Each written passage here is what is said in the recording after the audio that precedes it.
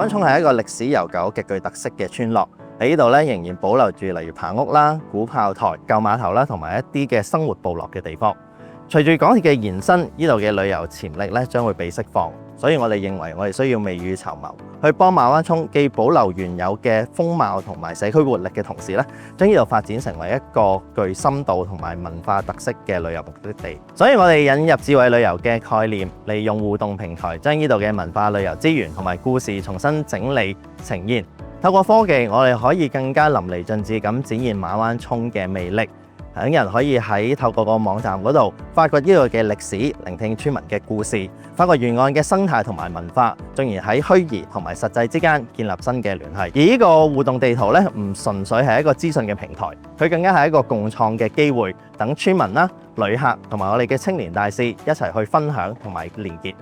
今日我哋一班青年大使咧，準備帶大家探索馬灣涌啦！大家準備好未啊？準備好。好，我哋出發咯！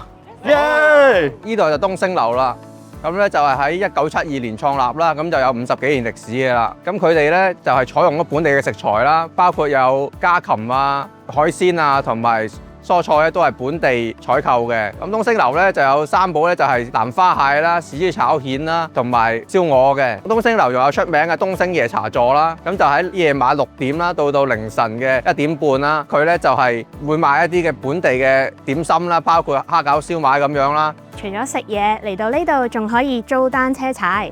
去邊度租呢？就可以嚟 Sunny Bike Shop 啦。呢度已經開業22年，喺共享單車普及嘅情況下，佢成為咗東涌碩果僅存嘅單車店。Sunny Bike Shop 嘅老闆就係 Sunny 啦，佢係土生土長嘅東涌人，佢見證住近50-60年以嚟香港人生活模式同埋追求嘅轉變。60-70年代香港工業盛行，Sunny亦由馬灣涌出咗去市區打拼。係到2000年左右，市區依然繁華，但係佢已經厭倦咗呢種急速嘅節奏，於是佢就決定拜師學藝，亦都自學，最終就翻嚟開自己嘅單車鋪頭，因為佢想做自己中意嘅事。Sunny佢依家嘅鋪頭仲係採用緊前鋪後居嘅營運模式㗎，佢係憑住多年嘅努力同埋對客人嘅真誠，活出咗屬於自己嘅節奏。我哋望翻周圍店鋪嘅環境啊，可以見到室外嘅部分呢係以棚架做遮陰嘅，而至於另一邊就有好多可愛嘅小植物。呢啲膠樽花瓶係Sunny親自回收 DIY 整成嘅。各位朋友，喺我身後面嘅呢一片叢林收埋住馬灣涌一個好矛盾嘅秘密，大家有估唔估到係咩呢？喺幾十年前，呢度原本係一個露天劇院，呢度竟然有一道將村民分開成兩個世界嘅圍欄。喺圍欄裡面嘅劇院會播放粵劇大戲、教育節目等，係屬於高消費嘅活動，只有少數有錢買飛嘅村民先至可以買飛入去。但係呢，最精彩嘅故事係發生喺圍欄外面㗎。一啲買唔起飛嘅村民同埋細路就會趷高腳喺圍欄外面揾窿捐啊去聽戲，裡面嘅人睇戲，外面嘅人聽戲。一到圍欄根本擋唔住大家對藝術嘅渴求啊！喺另一邊廂，據村民所講，呢度曾經係一間雲吞麵檔，俾睇完劇嘅人食嘢醫肚，而隔離呢個火灶就係當時煮食嘅用途。今日我哋企喺呢一度，圍欄、劇院、雲吞麵檔早已經消失，但呢一段故事值得我哋珍藏。佢提醒住我哋文化嘅魅力，從來唔會因為任何障礙而消減。歡迎大家都嚟馬灣涌感受下。講到順昌號，佢喺馬灣涌村呢度賣飲品同雜貨。睇落係一間好尋常嘅士多，其實佢嘅故事係大有來頭㗎。順昌號已經喺馬灣涌村裏面開店咗70幾年，而裏面嘅事頭婆新嫂佢已經90幾歲啦。喺以前馬灣涌村全盛嘅時期，順昌號仲有經營豬欄生意賣生肉，而喺70年代大嶼山嘅本地旅遊業興起，好多遊客都會嚟到東涌呢度過夜，而呢個時候順昌號就會向遊客提供生肉 BBQ， 有一個街市一樣嘅功能。而去到千禧年代，附近日東村落成，但係喺入伙嘅初期，其實日東村裏面嘅食肆同埋商店都相當之缺乏。而呢個時候，日東村嘅村民就會特登嚟到馬灣涌村呢度喺順昌號添辦雜貨。可見一直以嚟，順昌號都係附近村民嘅萬事屋。而喺2024年，順昌號佢經歷過一系列嘅翻新工程，而好多以前舊時用落嘅工具都已經冇保留啦。但係大家參觀嘅時候，不妨留意下新嫂手邊嘅算盤。佢由開店到而家已經70幾年，到而家都仲用緊㗎。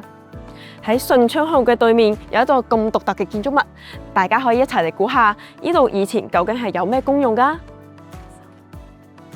係啦，咁呢度以前咧其實係一間旅館嚟嘅。喺70、80年代嗰時，大嶼山嘅旅遊業啱啱興起，好多遊客都會揀東涌作為佢哋嘅落腳點，可以話係見證住當時東涌旅遊業最熱鬧嘅一個景象啊！之後咧，隨住啟德機場嘅搬遷同埋東涌新市鎮嘅發展，佢嘅角色就完全唔同晒啦，搖身一變成為咗而家東涌綫沿綫嘅資訊中心，專門為街坊同埋遊客去提供最新嘅資訊。講到最搶眼嘅位，就梗係我身後嘅呢啲壁畫啦。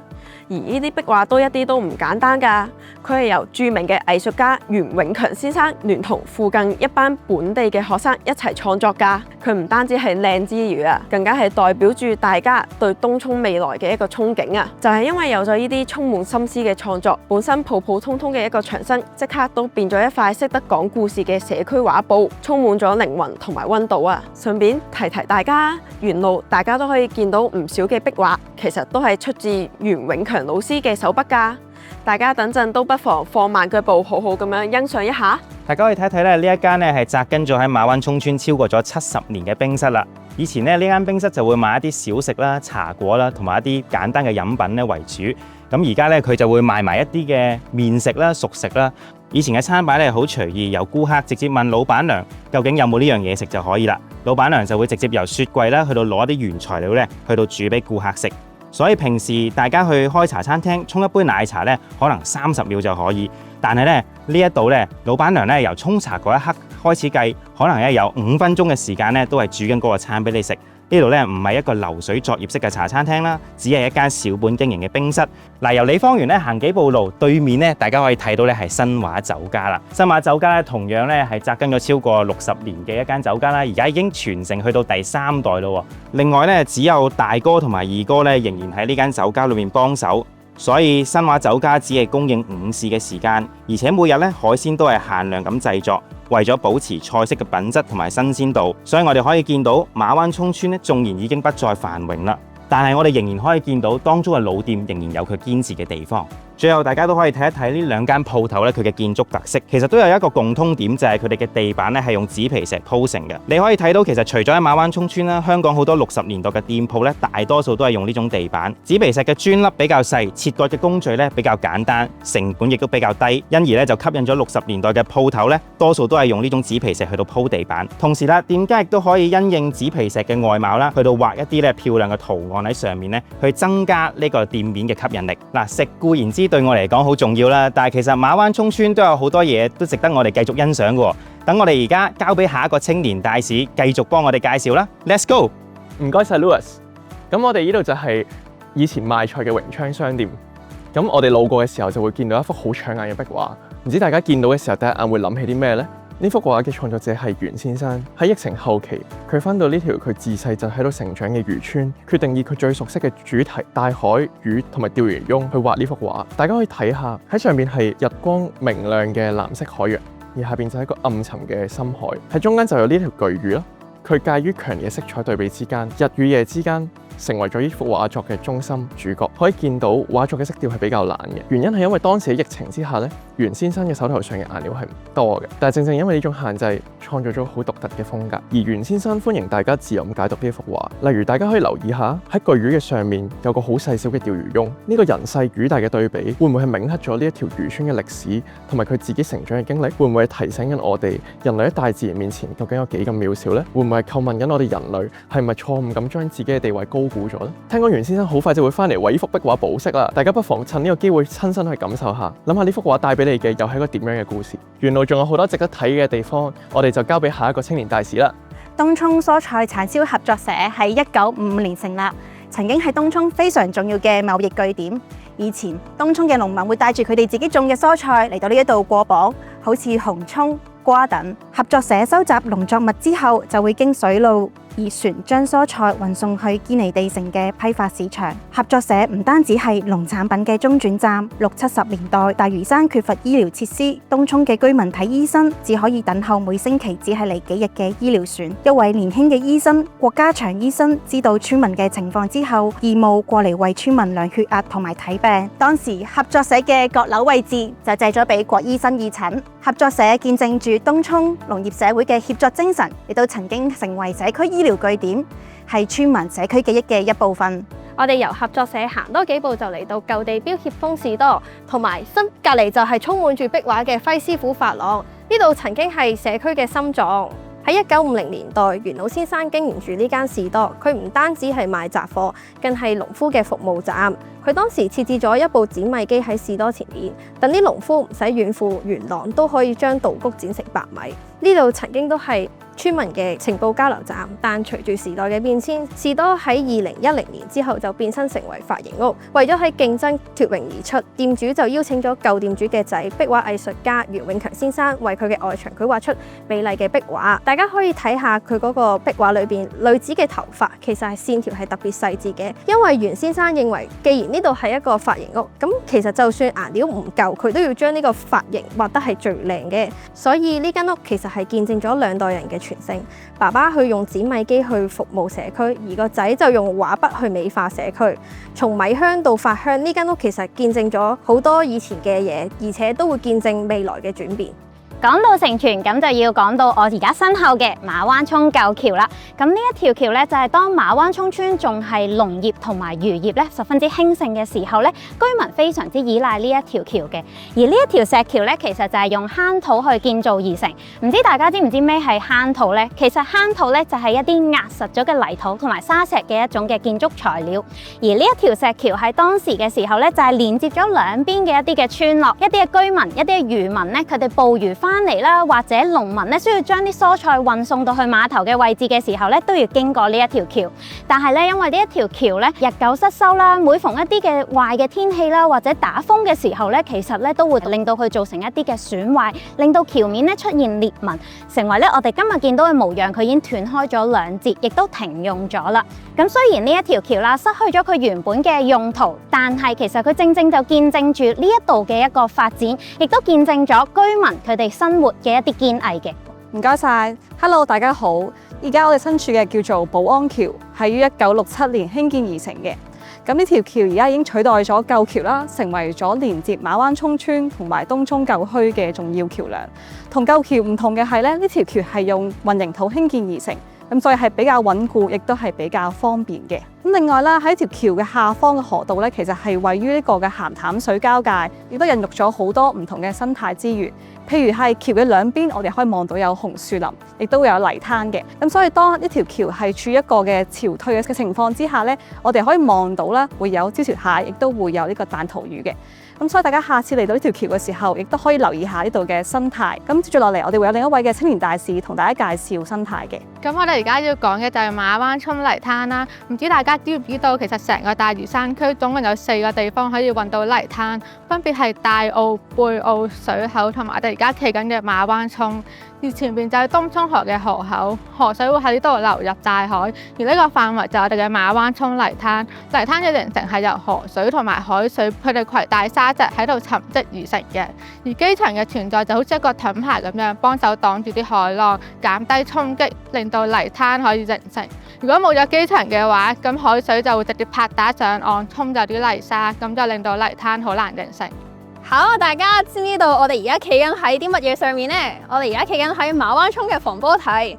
馬灣涌嘅防波堤係長達250尺，即係76.2米，大概係46個鵝咁長。防波堤係由水泥、石頭同埋瀝青一個高黏度嘅黏液所組成嘅，佢係一個堤壩形嘅形狀，目的係希望降低海浪嘅強度，減低波浪嘅衝擊，保護當地嘅居民同埋防止災害。鏡頭一轉，我哋嚟到馬灣涌極具特色嘅棚屋。呢啲1至2層高嘅高腳棚屋係沿住馬灣涌嘅水邊而建嘅。馬灣涌新起嘅棚屋都係由石屎而建嘅，而舊時興建嘅棚屋咧都係由木板同埋絨皮而搭建嘅。木板咧即係用昆點木，呢一種木嘅特徵咧係越浸得喺泥土越耐就會越實。有冇人留意到棚屋出面有一個大啲嘅地方呢？係咪有啲似我哋而家所講嘅露台呢？咁呢一個地方又係啲咩呢？就叫棚頭啦。村民會喺棚屋嘅棚頭呢度聚集，進行日常交流同埋舉行小型嘅社區活動，包括見朋友、織網同埋曬鹹魚等等嘅。以前嘅村民呢就會將船泊喺棚頭，方便落船。值得留意嘅係，棚屋之間嘅棧道成日都會由棚頭到伸延出去，連接其他棚屋，亦都令到棚頭成為棚屋之間嘅主要通道。頭先講到條橋咧係居民出入嘅地方啦，而呢度有塊咁似港鐵牌嘅避雨亭咧，就係東涌舊碼頭巴士總站啦。呢度咧係見證住東涌交通嘅演變嘅喎。過往曾經出現過多條來往東涌嘅巴士路線，甚至一度咧有司機搶客添。而喺70年代咧，新大嶼山巴士成立咗之後咧，就重整咗東涌嘅巴士路線啦。自此東涌開始出現咗專營巴士服務，而當中最出名嘅漁巴3M 號線咧，就擔當住來往東涌同埋梅窩之間嘅角色啦。去到97年，係東涌發展史上嘅轉捩點，東涌新市鎮落成啦，東涌線通車。途經呢度嘅巴士路線亦都逐漸式微，去到2010年開始停運，而家已經改建成為停車場。呢個變化反映咗東涌由水上交通去到鐵路導向嘅轉變，見證住呢一區嘅動態發展。呢度係東涌嘅舊碼頭，以前村民搭船出去啦，或者運貨咧都會喺呢度嘅，非常之暢旺。咁但係時移世易啦，今時今日咧呢個地方咧就變得非常之寧靜，同埋係欣賞日落最好嘅地方。我哋呢個計劃以凝聚人心同埋社區共創為核心嘅理念。我哋邀請咗村民、女創家同埋青年大使共同參與，透過線上線下嘅聯繫，發掘咗更加多屬於馬灣涌獨有嘅記憶同埋價值。而我哋相信只有透過呢一種嘅協作，先至能夠令到可持續嘅深度旅遊植根，成為一種推動地方保育嘅力量。呢個就係我哋計劃嘅目的，令到馬灣涌更加好迎接未來嘅旅遊機遇，不單止吸引更加多人嚟到訪，而係令到佢哋學識點樣去欣賞同埋尊重呢個地方。我哋誠邀大家嚟馬灣涌呢個咁美麗嘅地方，或者透過呢個網站認識更加多有關馬灣涌嘅故事。